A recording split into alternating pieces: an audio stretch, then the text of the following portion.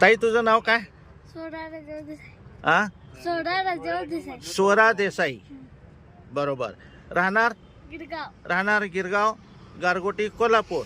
साहेब तुमचं नाव काय? राजू शिवाजी देसाई. ओके. तुमच्या ह्या 12 वर्षाच्या मुलीला शुगर किती वर्षापासून आहे? 4-5 महिने झाले. 4-5 महिने नुकतीच सुरू झाली होती. बर बर. त्यावेळेला किती शुगर होती? 450 पावणे 500 शुगर. होय, जास्त होती की एवढ्या लहान मुलीला? बर बर बर. मग डॉक्टरांनी काय ट्रीटमेंट चालू केली? डॉक्टरांनी गेल्या वेळेला इन्सुलिन चालू केली. इन्शुलिन चालू केलं? 4 इन्सुलिन चालू केली. 4 वेळा इन्शुलिन चालू होतं. किती युनिट देत होता? 12, 10, 6.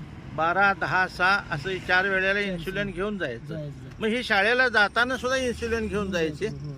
अरे बापरे. तुमचं आयुर्वेदिक औषध वापरल्यापासून म्हणजे त्यापासून शाळा चालू केली. बरोबर. आमचं अँटॉक्सिटी आणि टी वापरल्यापासून शाळेला पाठवून द्यायचं. त्याला शाळेला पाठवून द्यायला लागलात. हा, सकाळी अनुषापोटी आणि एक अर्धा ग्लास कोमट. बरोबर, अर्धा ग्लास कोमट पाण्यात 5 ml टाकून तुम्ही देत होतात आणि जेवणापूर्वी 5 ml देत होतात. त्यामुळे हिची शुगर आता 2 महिन्यात किती आली?